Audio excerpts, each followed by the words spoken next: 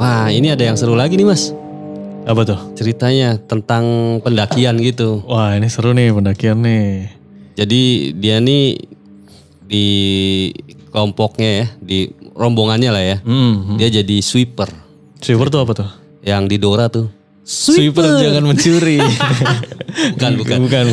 Kalau sweeper tuh kalau nggak salah ini ya di istilah pendakian tuh dia tuh yang ada di belakang gitu. Oh, ya. Jadi yang mantau dari belakang ya. Oke. Jadi di belakang rombongan. Jadi ini judulnya pendakian yang tak pernah usai. Kiriman dari Jeffy. Jeffy. Iya. Makasih Jeffy. Ya, oke, makasih Mas Jeffy.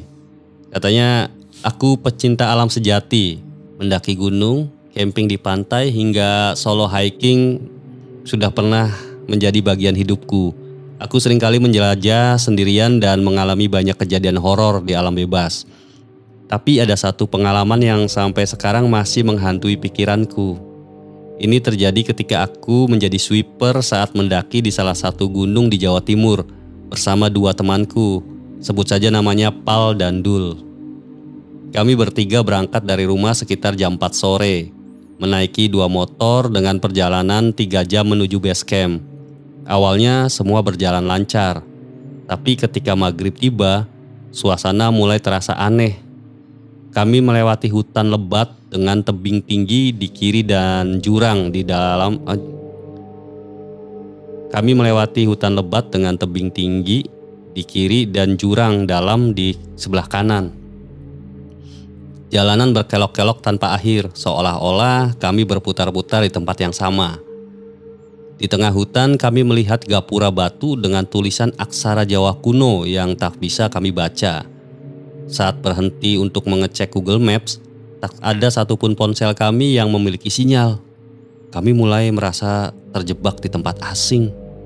Setelah berdoa bersama, kami melihat cahaya motor dari kejauhan. Kami mengikuti motor itu dan akhirnya keluar dari hutan. Anehnya, sinyal ponsel kembali muncul seketika. Kami tiba di base camp jam 8 malam dan suasana kembali normal. Setelah beristirahat, kami mulai pendakian sekitar jam 11 malam. Aku berada di belakang, Dul di tengah, dan Pal di depan. Memasuki hutan, aku dan Pal merasa ada yang mengikuti dari sisi kanan. Langkah kaki samar terdengar di antara rimbunan pohon.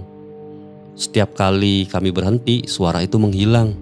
Namun saat kami berjalan lagi, suara itu kembali muncul. Itu suara langkah ya? Iya, mengikuti langkah kami. Kami berhenti untuk beristirahat. Sambil merokok, aku menyorotkan headlamp ke arah hutan, mencoba mencari sumber suara. Tapi nggak ada apa-apa di sana, hanya kegelapan yang pekat. Saya tanya tuh ke Pal, kamu denger nggak langkah kaki dari tadi? Dia mengangguk, wajahnya terlihat tegang. Tapi Dul hanya dia membisu, wajahnya pucat. Perjalanan berlanjut hingga pos 1. Saat berjalan menuju pos 2, tiba-tiba tasku terasa sangat berat, seolah ada yang menarik dari belakang. Aku mencium aroma bunga yang sangat harum, tapi anehnya Pal dan Dul tidak mencium apa-apa. Langkah kami semakin berat. Aku mulai mendengar suara lonceng kecil di kejauhan, disusul dengan suara gamelan lembut yang bergema di antara pepohonan. Ketika aku menyebutkan suara itu, Pal marah. Diam, jangan cerita apapun sampai kita turun. Tapi Dul tetap diam, wajahnya terlihat ketakutan. Tiba-tiba Dul berkata dengan suara gemetar, ayo jalan, jangan lama-lama di sini. Ada yang liatin. Seketika bulu kuduku meremang.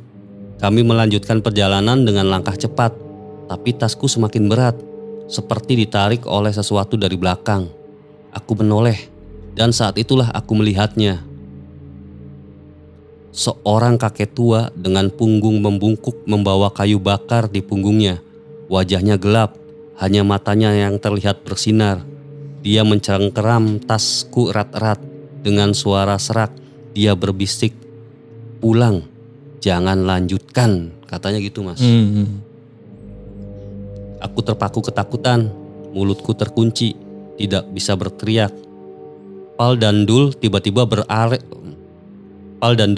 berlari panik ke arah depan, berteriak memanggil namaku. Aku berusaha berlari, tapi kakek itu menarik tasku lebih kuat. Aku membaca doa dalam hati dan tiba-tiba kakek itu berteriak keras dengan suara menggema. Wis tak kandhani mulih, ojo dilanjutno. Ya artinya tadi ya, sudah aku bilang pulang, jangan dilanjutkan. Dia melepas tasku dan menghilang begitu saja di dalam kegelapan. Aku berhasil beralih menyusul Pal dan Dul yang terlihat ketakutan. Saat aku memarahi mereka karena meninggalkanku, mereka malah bingung. Lah, kan kamu yang lari duluan, kata Pal. Kami lari ke arah kamu.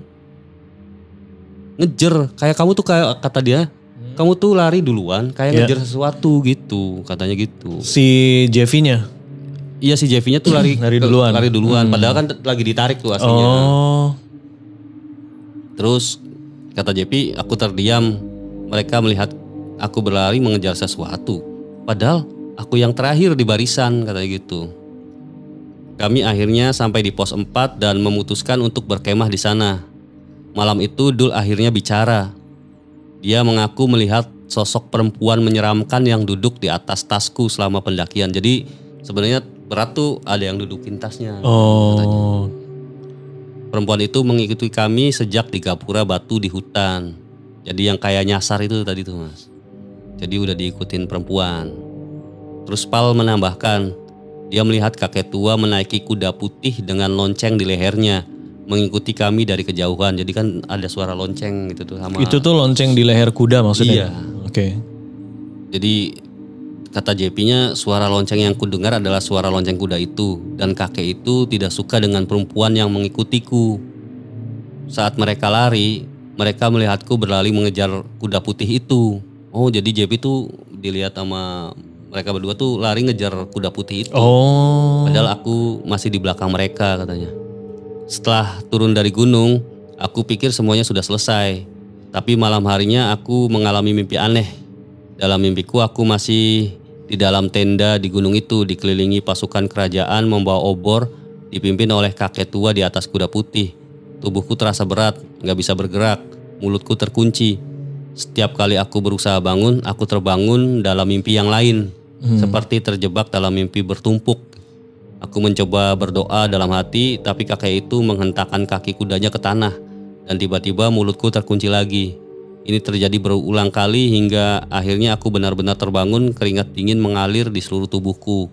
Setelah itu ya, aku sakit selama seminggu, demam tinggi dan setiap malam aku selalu mengigau berteriak, jangan bawa aku.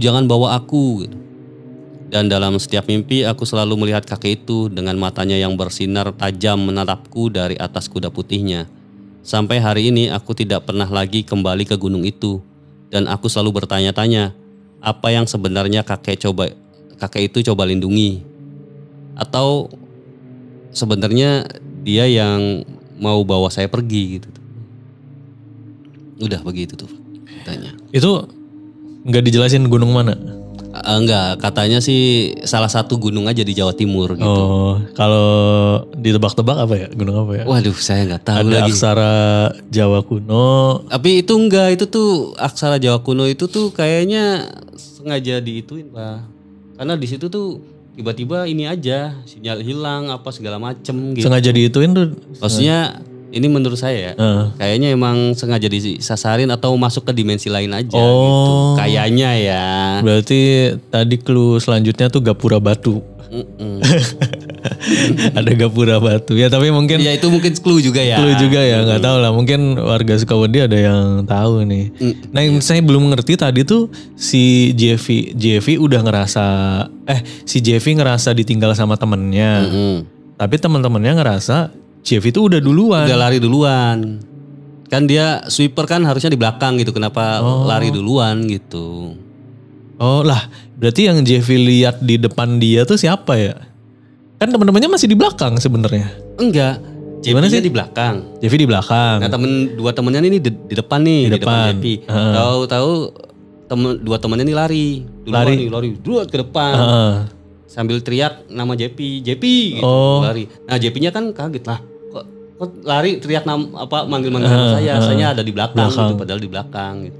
Yang dilihat sama 2 temennya nih, JP lari nyusul. Oh, jadi sebenarnya justru yang di depan 2 temen ini yang Jeffy bukan Jeffy sebenarnya. Bukan. Dan salah satu dari temennya kan lihat JP itu lari ngejar kuda putih. Kuda putih. Nah, tapi terus akhirnya sampai mereka bertemu gimana ya?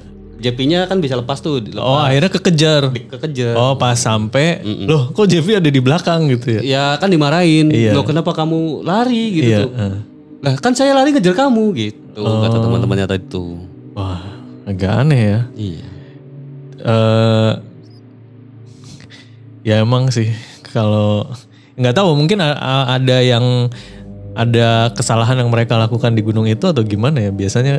Nah, nggak ngerti sih Pak saya kalau masalah seperti itu ya. Mungkin ya apa ya? Hanya Jeffy dan teman-temannya yang tahu. Dan teman-temannya yang tahu karena di sini ceritanya cuman seperti itu ya. Jadi ya kadang ada aja ya. Tapi alhamdulillah kalau saya sendiri sih belum pernah ngalami hal-hal aneh sih Pak. Selama naik gunung. Bukan selama naik gunung, cuman sekali-kalinya cuman sekali-kalinya dan nggak pernah nemu dan selalu begitu. Maksudnya yang pernah ngalamin tuh teman saya, kan saya juga pernah cerita tuh di UC juga kan. Judulnya apa tuh? Kalau nggak salah apa ya, lupa udah. Iya. Awal-awal dulu ya. Itu jadi waktu pendakian itu ada salah satu teman saya yang disuruh pulang dan itu teman saya bukan sayanya gitu. Kalau sayanya sendiri saya nggak ngerasain apa-apa gitu. Cuman ketika teman saya itu kayak kesurupan apa segala macem, ngomong lihat mata segede genjring rebana ya segede itu gitu, terus disuruh pulang juga, jangan ya kayak sama nih, jangan dilanjutin, udah turun. Dia tuh dibisikin dia gitu sama, udah pulang turun, kalau nggak berani nanti saya anterin gitu. Tapi kalau saya sendiri, saya pribadi saya nggak ngerasain. Dan selalu begitu ya, kadang abis melihat sesuatu shock langsung besoknya sakit gitu ya. Iya. Itu penjelasan ilmunya gimana ya? Iya. Coba kita tanya dokter Tirta. Iya. Ya udah Mas, kita tayangin aja. Oke. Ya nanti kalau ada lagi cerita lagi. Oke.